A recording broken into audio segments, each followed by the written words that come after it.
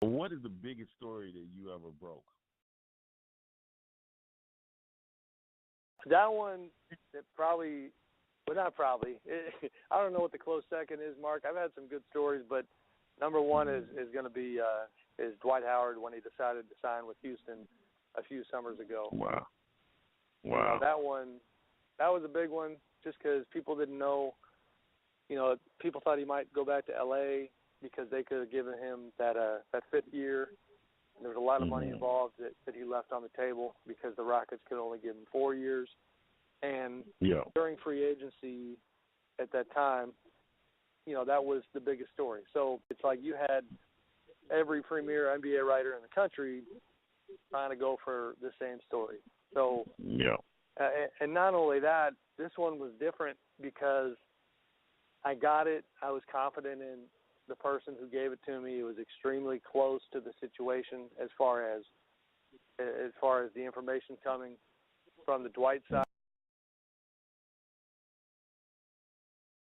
When I was in between jobs, I guess in 2010, I left the Sacramento Bee and I'd gone to AOL Fan House, and they pulled the plug on that whole operation. I always told people that without Twitter, you know, I'm not saying I couldn't have found another job, but Twitter made it really easy to be in between jobs but not lose your presence publicly. You know what I mean? Right. It's a place where you can build a following and and have a voice, and sometimes it's even greater than the place that you work at. And just at least in terms of the folks who are loyal and who have been following your work for years, it's a way to not completely fall off the radar.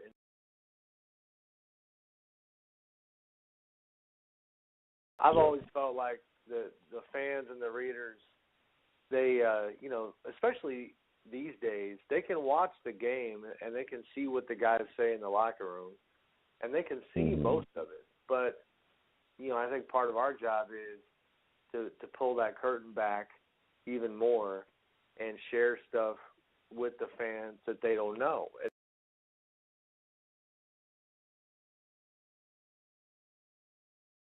So I'm on your Twitter right now, and I saw your profile picture. You're there with Adam Silver.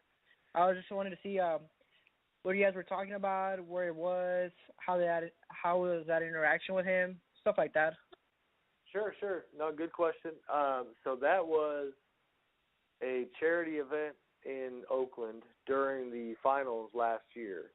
During the finals, no matter where the finals are, the NBA is always pretty socially aware and active, and so they've got a program called NBA Cares, and that was an NBA Cares event at a youth center in Oakland where the Warriors had already poured in a bunch of money to help the youth in Oakland. So they were doing some good work, and Adam came to the event and and was nice enough to give me a few minutes.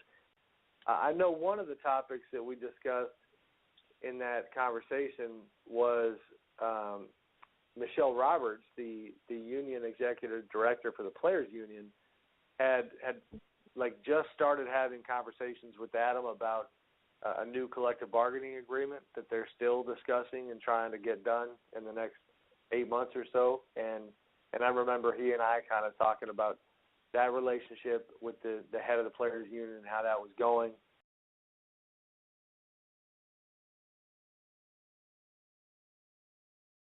Adam's a good guy. I've enjoyed covering him and getting to know him a little bit. He's a different style than David Stern, without question. He's not a David was, that guy that would pound the fist on the table and he enjoyed ribbing the media and giving us a hard time.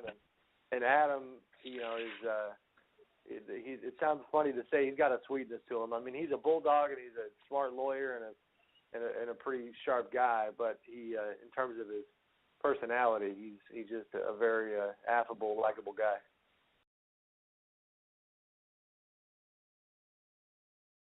I'm excited about this, but I'm going to be covering Team USA in Rio. Wow. So then we'll be covering those exhibition games leading up to when the team actually goes down to Rio, and that's going to take you all the way through September. So that summer is going to come and go pretty quick.